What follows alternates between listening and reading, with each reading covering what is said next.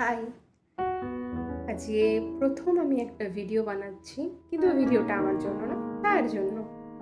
এটা ছোট রান্নার রেসিপি।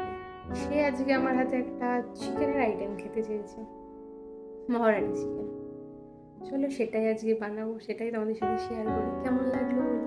প্রথমে আমি চিকেনটাকে নিয়ে এসে ধুয়ে রেখেছিলাম, তারপর দিয়ে দিলাম পরিমাণ মতো নুন, তারপর দিয়ে দিলাম টক দই পরিমাণ মতো, তারপর দিয়েছি আদা রসুনের পেস্ট পরিমাণ মতো, তারপর সেটাকে আমি ম্যারিনেট করলাম। সেটাকে ম্যারিনেট করে আমি 30 মিনিট রেখে দিয়েছিলাম। তারপর আমি এই উপকরণগুলি নিয়ে নিয়েছিলাম: কাজু বাদাম, জিরে, লবঙ্গ, লঙ্কা, কাঠবাদাম। এগুলি শুকনো কড়াইয়ে আমি নেড়ে চেড়ে নেব। শুকনো কড়াইয়ে এগুলি আস্তে আস্তে নেড়ে চেড়ে নেব। একটা একটা করে সব দিয়ে দিলাম। তোমরা চাইলে একবারেও দিতে পারো। যেহেতু আমি এক হাতে ফোন নিয়ে করছিলাম, তো আমার একটু অসুবিধাই হচ্ছিল। যদি কেউ ফোনটা ধরার হতো তাহলে ভালো হতো। তো যাই হোক, কড়াইতে সব দিয়ে দিলাম। তারপর হালকা ফ্লেমে সেটিকে নাড়াচাড়া করে নিলাম কড়াইয়ে দিয়ে।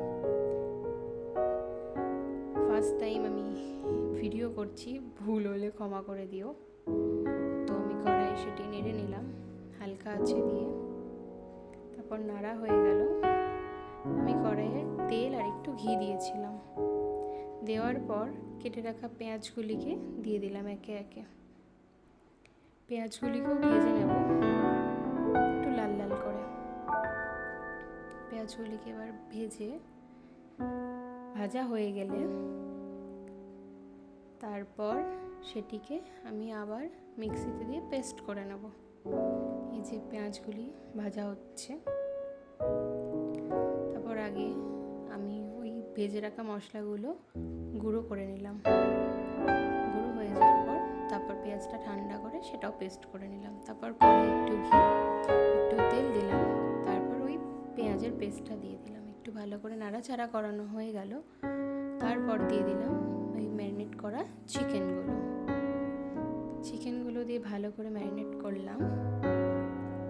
ভালো করে ম্যারিনেট করার পর দিয়ে দিলাম ওই ভাজা পেস্ট করা মশলাটা। সেটা দিয়ে ভালো করে ম্যারিনেট করব।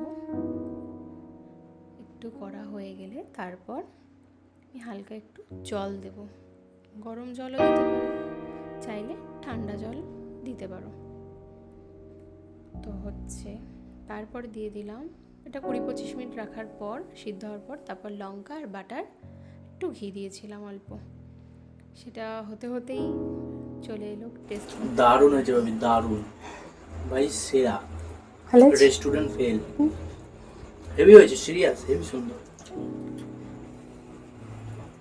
চিকেনটা প্রায় হয়ে এসছে।